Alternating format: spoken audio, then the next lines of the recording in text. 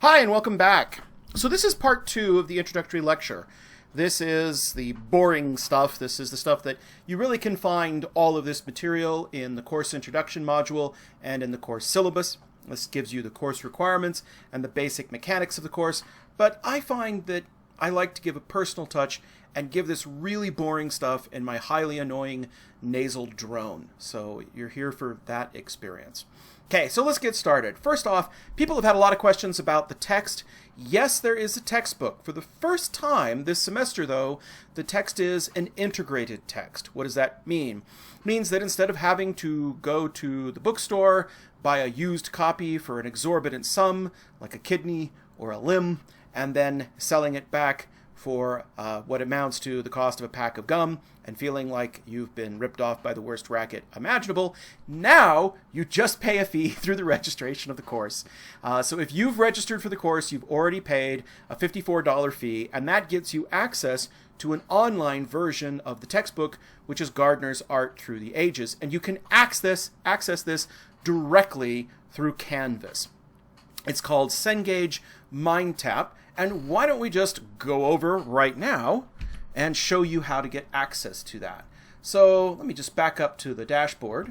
So if you go to the dashboard, you can recognize this class because it has the wonderful little picture of Van Gogh's Starry Night. So if you click on that, that will bring you up to the course modules.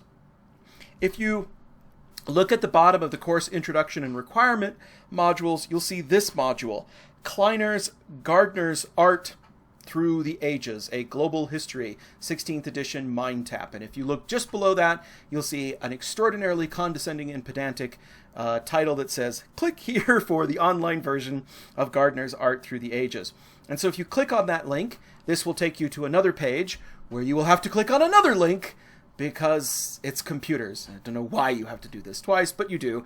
And if you click on this link will take you to an external website run by Cengage.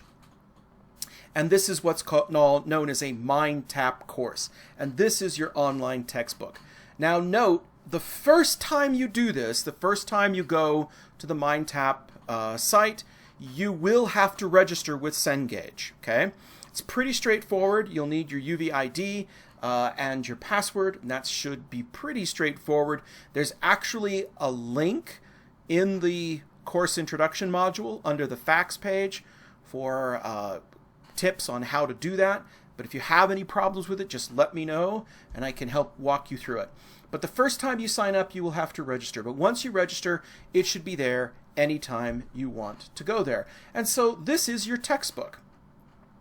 And the textbook table of contents is over here, and you can scroll through the content over here. So let's go to, say, Introduction. This is the first reading for this lecture. And the reading here is Introduction, What is Art History? And if you click on that, it will open it up.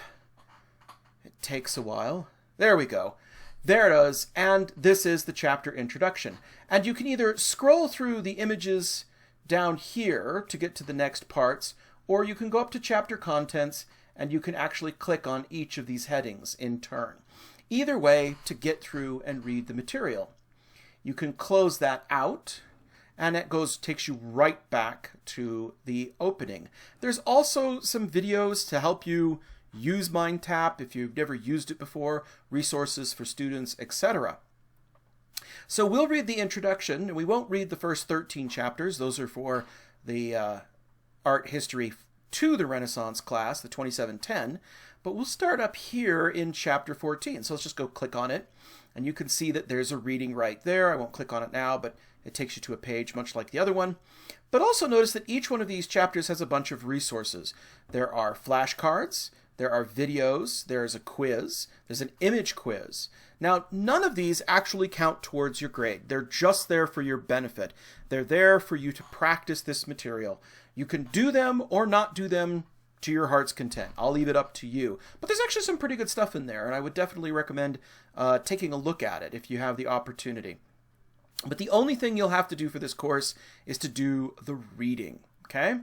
So let me close that out. Let me close this page out, and let's go back here to the dashboard. And again, just by way of reminder, you can find that right here, right under that section. And if you go to the facts page, the facts page will actually give you a link to it as well. It explains the textbook, and here's that link I was talking about for help on how to access your MindTap account. And yeah, it's $54, but that's a lot cheaper than shelling out 90 or 120 bucks, and then you don't have to go through the pain of reselling the book or hauling it around and maybe slipping a disc, because I swear the thing's a doorstop. It's like a freaking anvil. Anyhow, let's get back to our lecture then, shall we? So the course requirements for the class are pretty simple and straightforward. They basically come down to three things: exams, assignments, and class citizenship and participation. There are 2 exams, a midterm and a final. The course is broken up into roughly 2 halves. The first half takes everything from the Renaissance up to the early 19th century, about the Romantic era, and the midterm will cover that material. And the midterm is taken online, and you have a week to take it. We'll talk a little bit more about how the exams work. And then the final is non-comprehensive. That means it only covers what's in the second half of the course, which is basically from realism in the 19th century all the way up to the 21st century in the contemporary era. So those are the exams. Then you have a writing assignment, a major writing assignment, which is a paper or a project. You can do either one. You don't have to do both. And that also includes submitting a proposal for that. The deadline for the proposal is coming right up, September 25th. But the paper itself, or the project, is not due until the end of the semester. And then lastly, there's class citizenship and participation. Okay, so let's talk a little bit about each of these in turn. So right off the bat, at the end of every module, there is a review session that has a study sheet of about 40 to 50 images and a PDF file of all of the images brought together. And that's the limit of the items that are going to be on the test. The exam is online, which means you will take it through Canvas. Canvas calls these quizzes, but it's going to be the exam. This is actually proctored by a third-party software known as Proctorio, which sounds like the worst superhero origin story ever. What a terrible name, but that's what it's called. And it's there to monitor you and time you to prevent cheating. Don't worry, I'm not turning on your webcams. It's just going to monitor you by time and make sure that you're not going to other websites while you're doing it. The test is open book and open notes, but it's not open internet or open friends, which means you should take it by yourself. You can have your study sheet in front of you. And you can have your notes in front of you. Now, the reason you can do that is that the test is essay-based. There's no multiple choice, there's no matching, there's nothing like that. It's essay-based. It's a series of really thoughtful essay questions, and you really have to know your stuff to do it. It's not the kind of thing that you can, just pull out of a hat. So there are 5 short answers. There are 2 comparison and contrast essay questions and 3 unknowns. And I'll explain how all of those work. I actually have a sample exam right here. So right off the bat, you'll have 5 short essays. These are 10 points each for 50 points total. You'll be shown an image from the study list, and you will have to answer in about 25 to 50 words a short question relating to that image. So you won't have to identify these. You won't have to remember the title, the artist, the place, the date, the museum, none of that. That's going to be provided for you in the study list. I'm going to assume that you can find these on the study list. What I am going to ask is what's important. So that's going to require you to mine your own notes and your own knowledge. So here, for example, you will have this item. I'll show something like this. This is, of course, the creation of Adam by one of the famous Ninja Turtles, Mikey. And this, of course, is in the Sistine Chapel. It dates to 1508 to 1512, and it's in the Vatican collections. And so you'll look at this answer. The answer says, okay, using this as your example, describe at least 2 unique features of the Italian Renaissance. You can answer this pretty quickly. I talked about humanism here, monumentality, classical nudes. There's a lot of things that you could talk about. But it's something that you should be able to do just very, very relatively quickly, 25 to 50 words. The comparison, and there's 5 of those that you'll have to answer. There's 2 comparison and contrast essay questions, and these are a lot more involved. These are 20 points each, and I'll show 2 images to you side by side, and you'll have to compare and contrast them, and the questions will be pretty involved, and they'll often have multiple parts. And so it's very important that you read the whole question and answer all the parts. So a sample answer to this question might be something like this, where I basically explain the context of these 2 pieces. And you can read this and go through this. There's also copies, PDFs of this lecture, so you could read this at your leisure. But that's what that's like. And then finally, there's some unknowns. I'm going to show you an image that you have not seen in class, or at least not online. Might be in the book, might not be in the book. But it won't be in any of my lectures, and it won't be on the study list. And what I'm going to ask you to do is I'm going to ask you to compare it to something off the study list. I'm not asking you to identify it. I'm asking you to compare it to something on the study list. And this should take about 100 to 200 words. I need you to give me the information of the object you're comparing it to, and then write a short essay explaining why you made that comparison. So for example, I might show you something like this. Now you wouldn't know what this is, but this happens to be James Ensor, James Ensor's Masquerade. James Ensor was a Belgian painter, a famous Belgian painter. How many people thought of the They Might Be Giants song? If you did, you are awesome. This day and forever, you are my brother. Or sister. I'm not sexist here. Yeah, They Might Be Giants did a song about James Ensor. Meet James Ensor. Okay, where was I before I got sudden onset dementia? Yes, I was talking about the unknown. So what I would like you to do is, I don't expect you to come up with the name James Ensor. Instead, what I want you to do is compare it to something off the study list.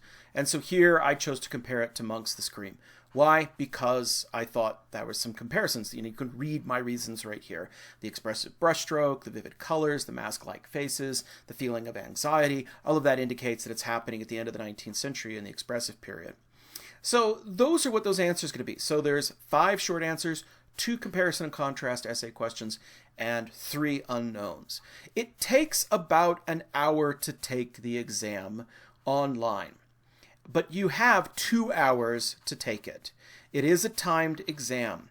The midterm opens up on the 9th of October and closes on the 16th.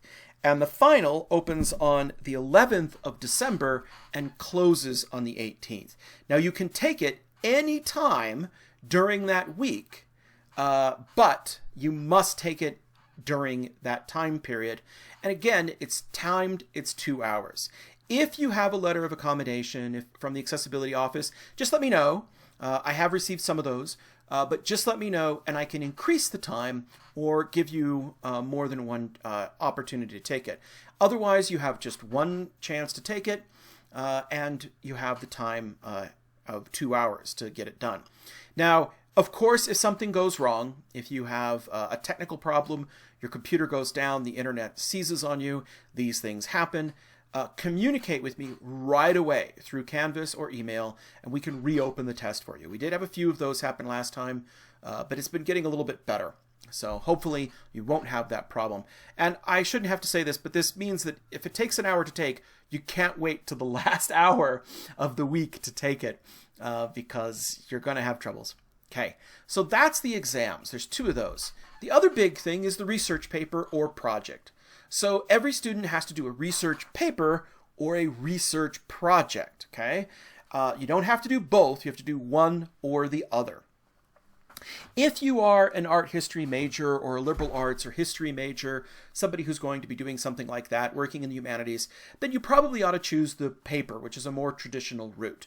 And I think that's the way you ought to go. If, however, you are a studio major, then you might be inclined to choose the creative project option.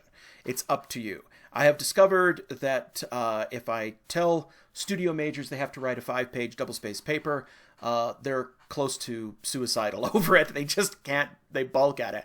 But if I say, yeah, you can do a creative project, they'll come and they'll build a life-size copy of like the Great Wall of China. It's crazy. They'll kill themselves to do it. So I want to work to people's strengths, and so that's why we have this option. And it's up to you. You can choose either or, and you don't have to do both. Let's talk about the term paper option first. The research paper is a traditional term paper. That is, you'll select a topic from the time period And that means that it has to be from art styles. Oops. I somehow missed that. Let me go. After.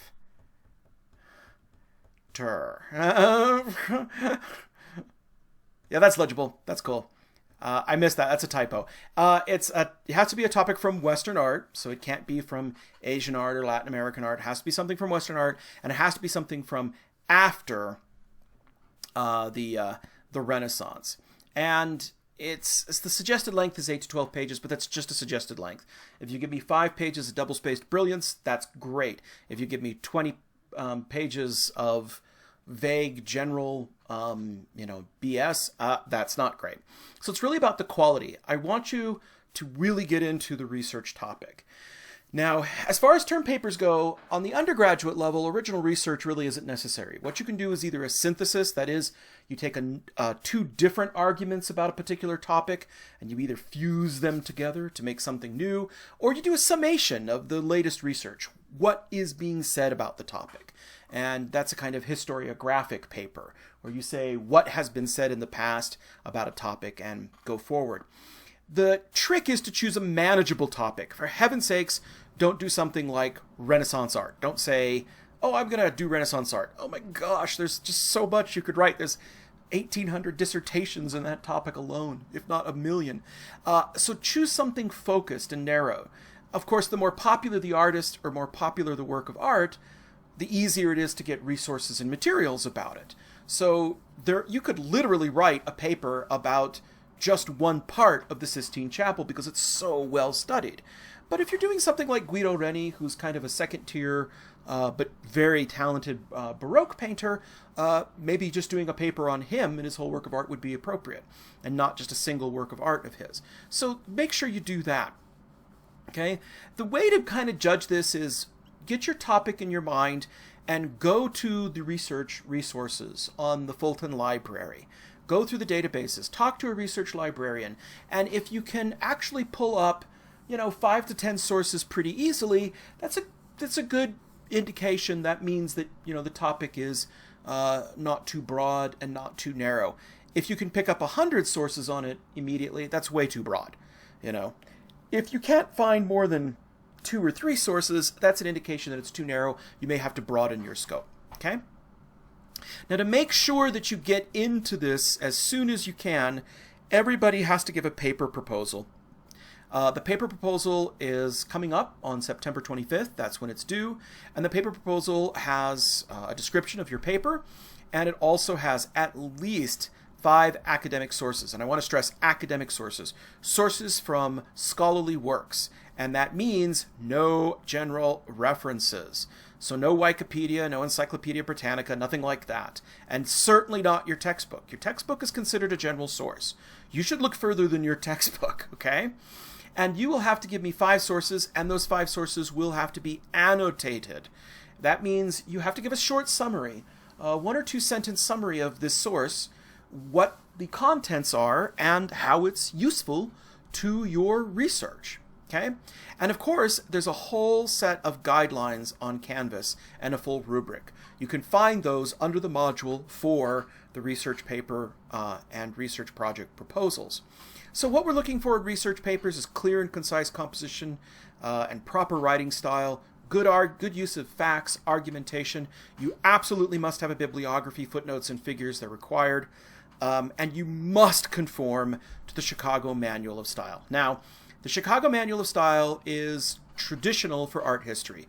Disciplines like archaeology, some humanities, classics, art history generally use the Chicago Manual of Style because they're very old disciplines. They've been around for centuries.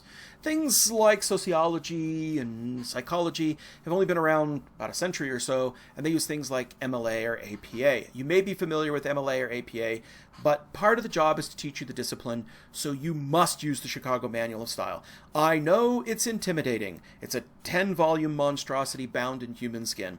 It's kind of scary, and it can seem kind of arbitrary, but it's not that hard once you figure it out. And if you go to the guidelines, there are actual links to resources that can help you. There's the Chicago Manual of Style is now online. the whole thing. And they have a quick citation guide for bibliography and footnotes, which will get you 90% of what you want. So don't come at me with parenthetical styles. The biggest problem is that people stopped using footnotes. Students used to know how to do this. I think they stopped having people do research papers in high school. I'm not really sure why, but it does seem to be in the last 10 years, research papers have been replaced with other kind of response papers and other kinds of composition. But we still do them in college, so you got to learn how to do it somewhere. You got to learn how to do it here. And you must be consistent in style. That is, if you use footnotes in one place, you have to use them everywhere. You have to make sure everything is consistent across your bibliography. So please, please, please make sure you're doing it right. And if you need help, go to the Writing Center or do a MS Teams with the Writing Center, because I'm not even sure if you can go to the Writing Center online. I mean, I think it's available online. I don't know if they're doing stuff in person. If you can't find your way through it, just shoot me an email and I will try to help you through it. But don't come to me with nothing and expect me to do it for you. Do your best, try to get it right, and then come to me, and then I'll say, okay, this is where you're wrong, and I can help you do that. Now, you don't have to do a rough draft, but if you want to, you can do a rough draft. And if you're doing a paper, I strongly suggest you do a rough draft, because that way you know exactly what you're doing wrong. The date that rough drafts are due is before Thanksgiving break. So I have to have those before Thanksgiving break, otherwise I can't turn them around back to you. And the paper is due on the last day of class. So that's the research and term papers, pretty standard. Let's talk about research projects. A research project is different, but the point of a research project is exactly the same as a research paper. A research paper is to prove to me that you actually went and did research, that you know what you're doing, that you learned how to do research. And the project is the same way, except instead of producing a paper, you will produce a creative project. Now, I want to stress this. The research projects are not graded on artistic merit. They are graded on how well they demonstrate your research. Some of these projects have been beautiful, some of them have been awful, but I can tell you that I've had students produce beautiful, beautiful projects that got Fs because they didn't do any research. I had a student that did a beautiful Amazon warrior riding a Pegasus. It was gorgeous oil painting. I said, wow, this is fabulous. F. And the reason I gave it an F is because nothing in that painting had anything to do with Greek art. It was pure fantasy. Most of it was coming out of video game kind of imagery. It proved that they did no research. And I've had other projects that were, quite frankly, flaming garbage. That really didn't look that great. But the student documented their process and did their best and proved that they were trying to replicate a technique, and they proved their research. That's what this is about. So don't get it mixed up. Excuse me, in the elbow, even though I'm alone in my basement, alone in my basement. Don't get it mixed up. That's what this is about. It's about proving your research. So make sure you keep that in focus, okay? And it should demonstrate the same level of research as a term paper, which means you should have a bibliography that's as long as the bibliography for a research paper. So there's all kinds of research projects. Here's a few that I suggest. Scale models, a reproduction, a demonstration of a historical technique. It can be anything, almost. I hate to limit this because limiting this limits the creativity of my students. And my students always have better ideas than I do. And you can work to your strengths. For example, I have had students that were fashion students that created fashion projects based on historical dresses in historical paintings from the Renaissance or from the neoclassical period. I have had students do broadcasts. I had a broadcasting student who did a podcast. They actually found an expert in the field that they were studying and interviewed them for a podcast. That was a fabulous project. So that you can go pretty far afield, but it should be focused on a historical period that we cover in the class after the Renaissance, and it should focus on the research of that. So something like a reproduction. So this is reproduction, obviously, of Starry Night. In this case, the student was trying to reproduce the technique and the work to get a sense of it. Here's a student reproducing a famous work by ARTH2720 In this case, the student was trying specifically to capture the quality of light produced by Gentileschi's works. This was a student that was actually working on grisaille. Grisaille is an underpainting technique that's very common for Old World masters, where you paint in layers of thin glazes and you paint the entire thing in gray tones before you build up the color tones. And so it was a good example. But as I mentioned, it doesn't have to be that. This was a photography student who really was drawn to the lighting techniques, the tenebrism of painters like Rembrandt and Frans Hals and others. And so he did a series of paintings replicating particular lighting concepts from very famous portraitists of the 17th century. It was really kind of cool. And he said it was hard. He nearly couldn't do it because, the lighting was coming from all different directions. He realized that when you do something in paint, you can fudge a little, and reproducing this in photography, trying to reproduce the works of Caravaggio and Rembrandt turned out to be a lot harder than he ever imagined. This one I thought was really fun. This was a reproduction of a historical style or technique.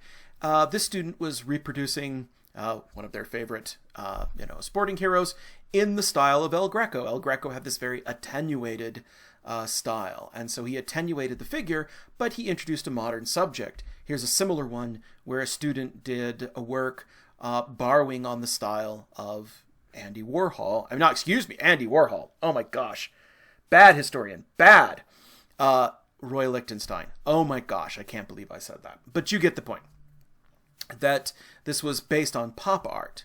So, now there's also scale models. I always get some scale models. Here's a wonderful scale model of the Opera House at Sydney. Now, scale models are always an interesting thing because scale models must conform to the proportions and scale of the original.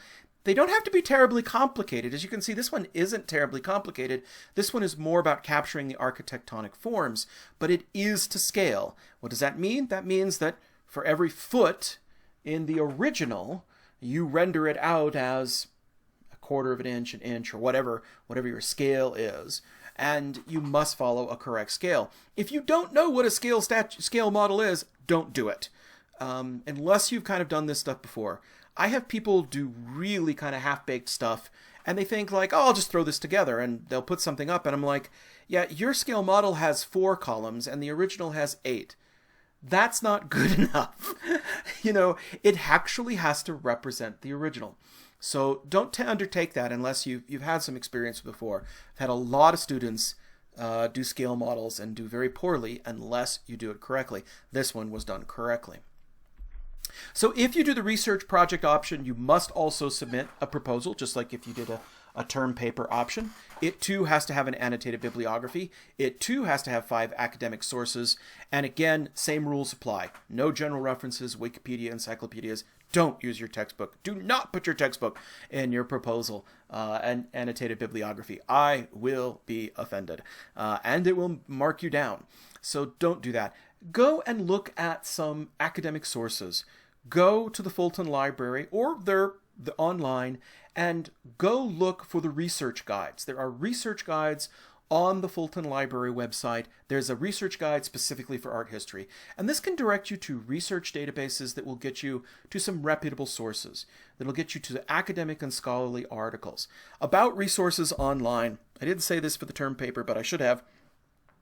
Resources that you just find online through Google, they can be great and they can be crap. And that's the problem. And you can lose the good stuff in a tidal wave of crap. So you really have to think critically and evaluate your sources critically. And that means look at your sources. Now, how do you know if a source is a good source or not? Let me tell you. Here's the tips. Does this source have an author? If no author is listed online, then this could be from anybody, from anywhere. It should list the author of the essay or the source online, and it should list their credentials, who they are. Are they an art historian? Do they have a degree? Or is this a grad student? Grad student might be valid. They do a lot of good research. Or is it just some guy, in his basement? I guess I shouldn't say that when I'm sitting in my basement. But I have a degree, gosh darn it. And anyway, and then the other thing you look for their sources. If it has no footnotes, if it has no references, that means you can't evaluate it. A good essay, a good source online will give their citations. They'll show their work. So some places you can usually trust, like something like the British Museum, the Metropolitan Museum of Art, the Museum of Modern Art, the San Francisco Museum of Art. All of those have really good essays, but they'll have the author of the essay, who's usually a curator or a fellow at the museum. They will give their references, they'll cite it. So evaluate stuff that you find online critically, and don't just accept everything that you believe online.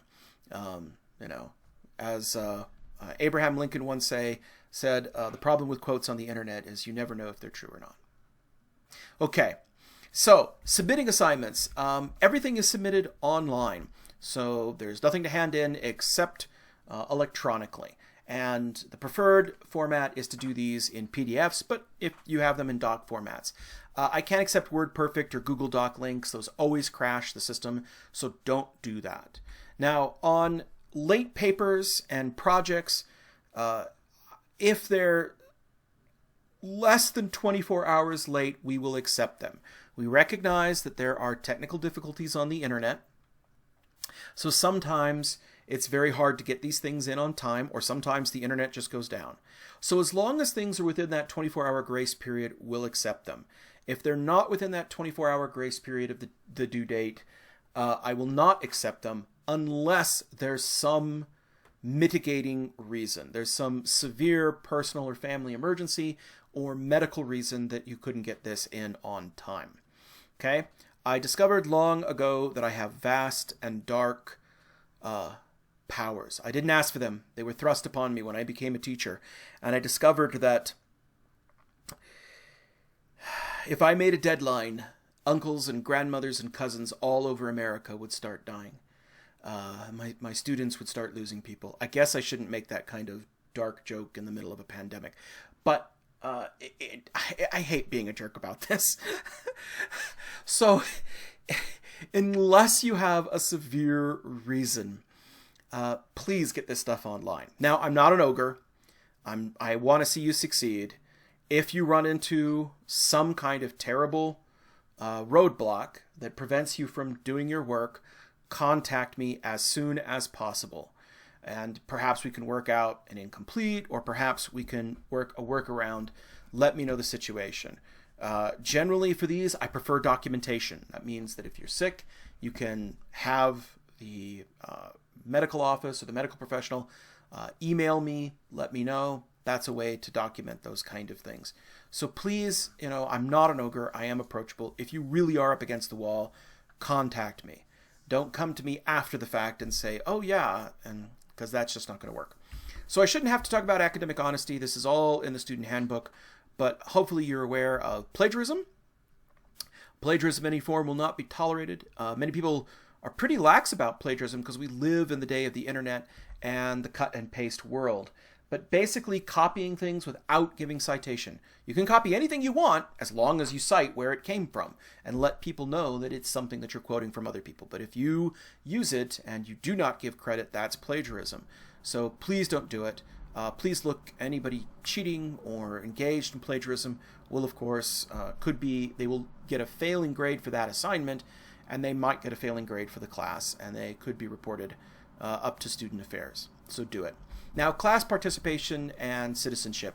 This is really hard because usually the way I judge this is I sit in the class and I have discussions. I ask people direct questions.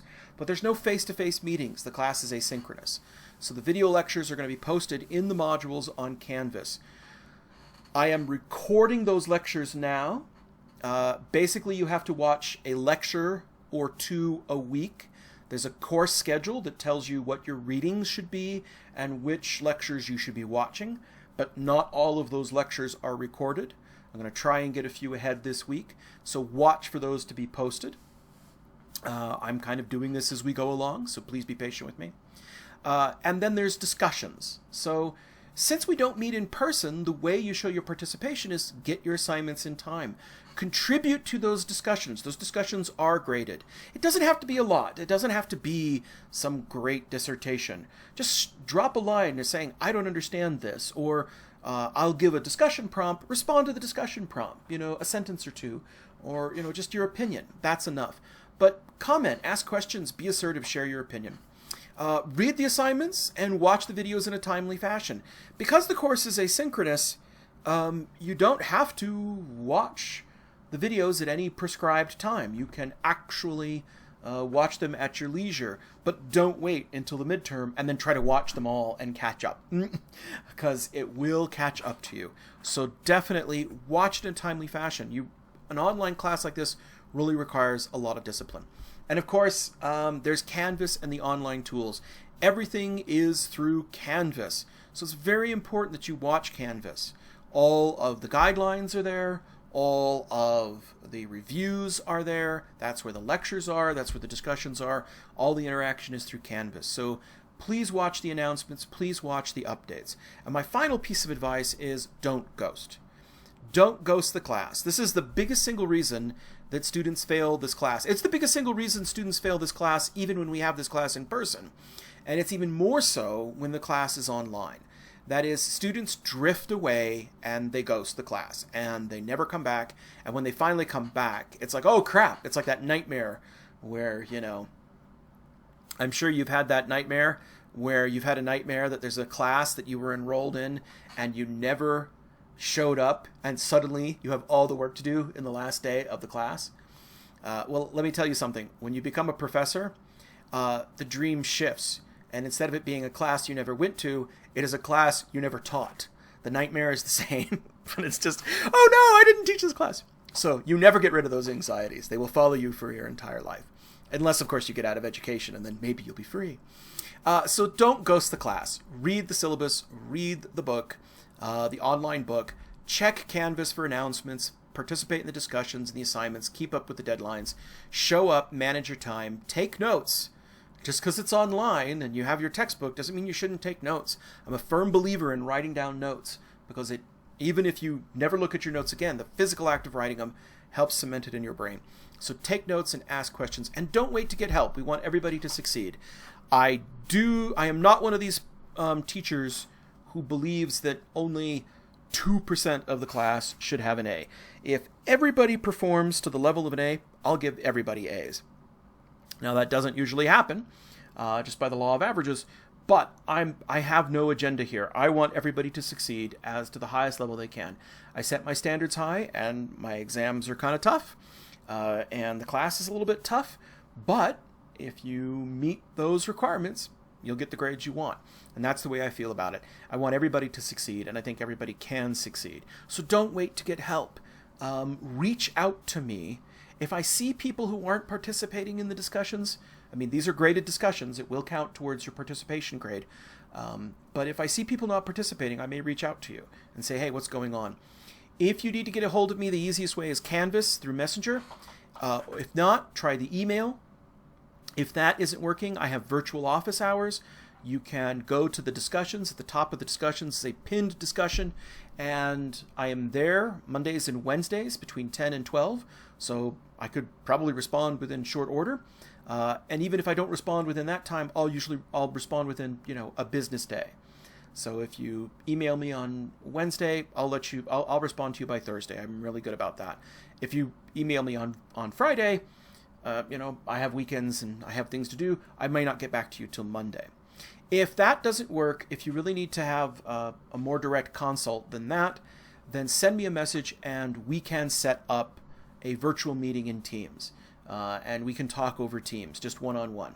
We do not use Teams for this course generally, but if somebody wants to talk with me with Teams, I'm happy to do it and we'll set that up. So don't wait to get help. Come to me if you have problems. I do want everybody to succeed. So that's the end. Don't ghost the class, and you should do just fine. I'm a little bit behind on getting the first lecture up on the legacy of the Renaissance. I'm having problems with my encoding. My desktop recording software is making these things the size of a postage stamp, and I am an art historian of very little brain, and I don't know what I did wrong. But as soon as I figure that out, these recordings will go up, and I'm getting them up as soon as we can. And again, they'll become, as the weeks go on, So watch for those. You basically have to watch 2 lectures a week to keep pace with the class. Okay, thank you so much, and I will see you in the next lecture. Thanks so much. Bye-bye.